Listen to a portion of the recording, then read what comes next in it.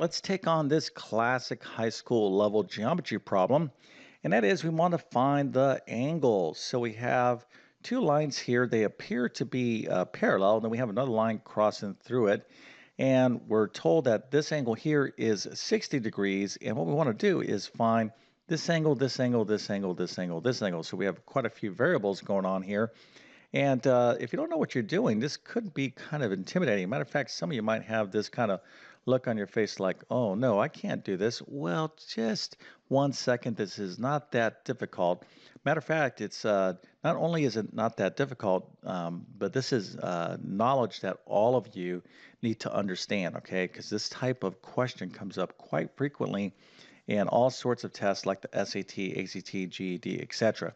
And really, the secret to this solving this problem is this notation right there. Okay, so if you don't know what this means, you're definitely going to want to stick around here for a couple minutes and learn this stuff. Super important, not that difficult, but critical math knowledge for all of you out there. So we're going to get into all this in just 1 second. But before we get started, let me quickly introduce myself. My name is John, and I have been teaching middle and high school math for decades. And if you need help learning math, well, check out my math help program at tcmathacademy.com. You can find a link to that in the description below. And if this video helps you out, or if you just enjoy this content, make sure to like and subscribe, as that definitely helps me out. All right, so let's get into this problem. Not that difficult, but again, like anything, if you don't know what you're doing, of course, it's going to be a mystery of what we're going to do here. So let's take a look at the situation. All right, so we have two lines and another line that is chopping through it. Now, just by looking at these lines appear to be parallel to one another, right? So let's just give some names to this line. Let's say this is line L and this is line M. If they're parallel to one another, I can state that by saying L is parallel to M. Now, this is super critical in terms of knowing what's going on here because in geometry, you cannot assume that two lines are parallel just because they look parallel, right? This is a kind of a classic math trick that you'll see on tests like the SAT and ACT. I can draw two lines like this, okay? They look parallel. They're like, oh, these lines look parallel. And then students will just assume they are parallel. Unless they're explicitly stated as being parallel, you cannot assume that these lines are parallel. Now, this really will change the nature of this problem because if we had this situation, let's say you had a line and another line that wasn't parallel and another line that chopped through it like this would change the situation quite dramatically, okay? So here's what you need to know, that these two lines are in fact parallel. Let's get rid of this L and M, but how can we determine that? Well, this little notation right there. Okay, if you have one little arrow on a line or another arrow like this, you'll see it sometimes like so or sometimes like this. That's an indication, that's a notation that's used to state that this line is parallel with this line.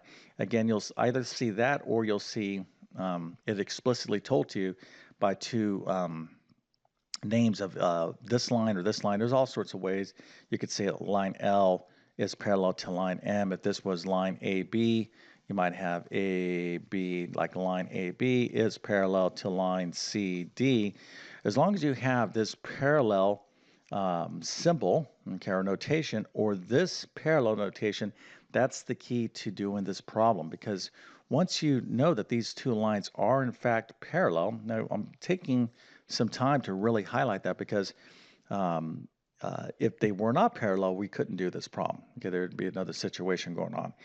But the fact that they are parallel means that what we're dealing with here is parallel lines and a transversal. Okay, this little line that chops through these two lines is called a transversal. And when you have that situation, all sorts of interesting angles are formed. So let's go ahead and review these real quick, and then we'll solve the problem. So these are the type of problems that are, or type of angles, excuse me, that are formed. So the first type are vertical angles. So what are vertical angles? Vertical angles would be like this angles, like 5 and 4, okay, are vertical angles. 3 and 6 are vertical angles. Now, what you need to know is that vertical angles are equal, okay, or congruent. In other words, same angle measure. And if you just look, they look to be like the same, right? Like angle 3 appears to be the same as angle 6. 5 and 4 seem to have the same angle measure.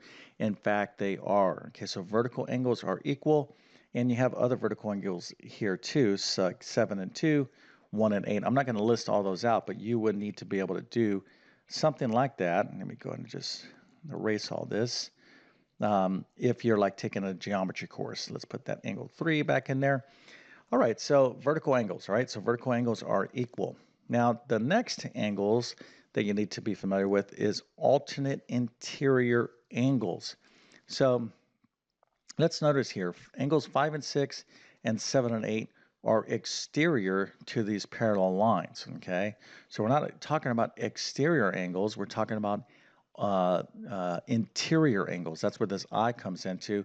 And we're talking about angles that alternate across the transversals, so like 3 and 2. These would be alternate interior angles. So alternate interior angles are also equal. Okay, so just look here. 3 and 2 seem to match up, and 1 and 4 are also alternate interior angles. Okay, so you need to know these properties of parallel lines and angles formed when you have 2 or more parallel lines and a transversal.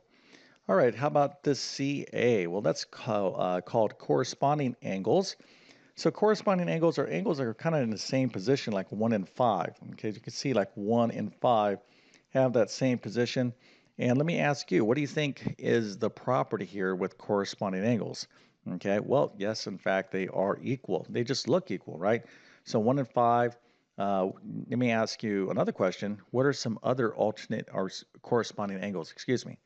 So 2 and 6, okay, 8 and 4, 7 and 3 are also corresponding angles. All right, so let's go back to our next angles here, and that is same side interior angles. So again, we're dealing with interior angles inside these parallel lines and same side, not alternating. So 2 and 4 would be same side interior angles. So what is the deal there? Well, these are not going to be equal. Now look here, this is an obtuse angle, this is an acute angle, but the deal is they add up, okay, they add up to 180 degrees. Okay, so that's what you need to know. Same side interior angles add up to 180 degrees. So 1 and 3 add up to 180, and 2 and 4 add up to 180. And then our last angles here are straight angles. Okay, so straight angles would be things that form a straight line, like 1 and 2, okay, or 5 and 6, or 3 and 4, or 7 and 8. So how many angles, or how many angles is total in it when you add up the straight angles? Well, it's going to be 180 degrees as well, i.e.